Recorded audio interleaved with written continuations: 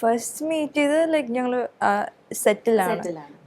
അപ്പം we were just friends. ഞങ്ങൾ communicate ചെയ്ത് തുടങ്ങുന്നുണ്ടായിരുന്നുള്ളൂ. പിന്നെ പോകെയാണ് ഓരോ കാര്യങ്ങൾ ചോദിച്ച് മനസ്സിലാക്കി ഇതായത്. പിന്നെ എൻ്റെ ഇഷ്ടം പറഞ്ഞത് എൻ്റെ ബർത്ത്ഡേയുടെ അന്നാണ്. അന്ന് തന്നെ എന്നെ റിജക്റ്റും ചെയ്തു. സൽമാൻ ഏതൊരു മൊമെന്റിലാണ് ആക്ച്വലി സൽമാന് തോന്നിയത് okay this is my girl, ഞാൻ ഈ കുട്ടീനെ കല്യാണം കഴിക്കാൻ പോവാണ്? ഞാൻ ഈ പുള്ളിക്കാരത്തി എക്സ്പ്രസ് ഒക്കെ ചെയ്യുന്നത് എല്ലാം ഭയങ്കര ജെന്യൂൻ ആയിട്ട് ഫീൽ ചെയ്തിട്ടുണ്ട് എല്ലാം. അപ്പോൾ ഞാൻ മുമ്പ് പറഞ്ഞ പോലെ എനിക്ക് ഇതൊരു ടൈം പാസ് ആയിരുന്നു അല്ലെങ്കിൽ ആ സമയത്ത് തോന്നിയ ഒരു അട്രാക്ഷൻ അല്ല എന്ന് ഉറപ്പ് വേണം. കാരണം നാളെ ഞാൻ പറഞ്ഞല്ലോ, അവൾക്ക് തന്നെ റിഗ്രറ്റ് ആവാൻ പാടില്ല, എനിക്കും റിഗ്രറ്റ് ആവാൻ പാടില്ല. സോ ഞാൻ ഇത്രയും കാലം ഞാനതിങ്ങനെ വേണ്ട എന്ന് വെച്ചു, എല്ലാം അങ്ങനെ ആക്കി. പിന്നെ പേഴ്സണലി എനിക്കും ഒരുപാട് പ്രശ്നങ്ങളൊക്കെ ഉള്ള ആൾ തന്നെയാണ് ഞാൻ, എല്ലാവർക്കും ഉണ്ടാവുമല്ലോ. അപ്പം അങ്ങനെ എൻ്റെ പ്രശ്നങ്ങളിൽ ഇപ്പോൾ ഞാൻ പുള്ളിക്കാരത്തിനോട് എന്തെങ്കിലും ഡിസ്കസ് ചെയ്യുന്ന സമയത്ത് എനിക്ക് എപ്പോഴും ഭയങ്കര പോസിറ്റീവായിട്ടുള്ള ഒരു എന്ത് വലിയൊരു പ്രശ്നമാണെങ്കിലും എന്ത് വലിയൊരു മോശം സിറ്റുവേഷൻ ആണെങ്കിലും അതിൽ നിന്നൊരു പോസിറ്റീവിലേക്ക് എത്തിക്കാനും പോസിറ്റിവിറ്റി പറഞ്ഞു തരാനും വല്ലാത്തൊരു പവറാണ്. സോ ഇങ്ങനെ പല പ്രശ്നങ്ങളിലും എൻ്റെ കൂടെ ഭയങ്കര സപ്പോർട്ടായിട്ട് നിന്നപ്പോഴും പിന്നെ എന്താ പറയുക, ഞാൻ പറഞ്ഞില്ലേ ഞാൻ ഈ മെഡിക്കൻഡിലും കഴിഞ്ഞ സമയത്ത് ഞാൻ വിചാരിച്ചു ഇനിയിപ്പോൾ കാണാത്തപ്പോൾ അത്രയും ഒരു എഫക്റ്റ് ഉണ്ടാവൂല. നിങ്ങൾ ശരിക്കും എത്ര നാള് പിന്നെ കാണാണ്ടിരുന്നു? ഞങ്ങള് almost 6 to 8 months I think അങ്ങനെ പക്ഷേ still on touch, like ചാറ്റും കാര്യങ്ങളൊക്കെ ഉണ്ടായിരുന്നു. അപ്പൊ എന്നാലും ഞാൻ വിചാരിച്ചു ആ കാണാത്ത സമയത്ത് ഒരു ഇത്തിരിയെങ്കിലും കുറയാണെങ്കിൽ, ഞാൻ സത്യം പറഞ്ഞ 1 ഇഞ്ചെങ്കിലും കുറയാണെങ്കിൽ അത് കംപ്ലീറ്റ് ഞാൻ അങ്ങനെ തന്നെ വിട്ട് വേറെ വഴിയിലായത്. പക്ഷെ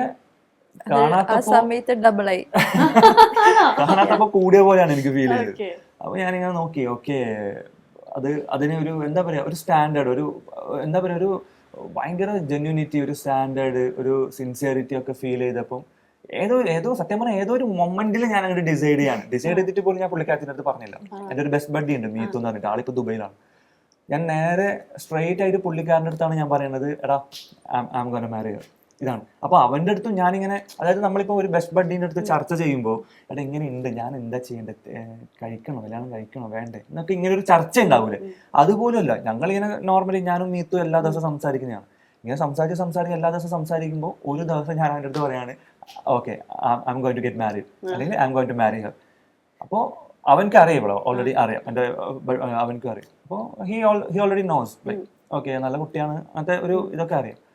അപ്പൊ അവൻ അങ്ങനെ ഭയങ്കര സർപ്രൈസ്ഡ് ഒന്നും ആയിട്ടില്ല, എന്നാലും സർപ്രൈസ്ഡ് ആയി. കാരണം സത്യം പറഞ്ഞാൽ അതിന് മുമ്പ് കുറെ ലോങ് ബാക്ക് ഞാനൊരു ബ്രേക്കപ്പ് ഒക്കെ കഴിഞ്ഞിട്ട് ഞാനിങ്ങനെ ഒരു സിഗ്മ അടിച്ച് സിംഗിളായിട്ട് ഇനി കല്യാണമൊന്നും വേണ്ട, self love, travel, trip, money making എന്നൊക്കെ പറഞ്ഞിട്ട് ഇങ്ങനെ ഫുള്ള് പ്ലാൻ ചെയ്തോണ്ടിരിക്കുകയായിരുന്നു.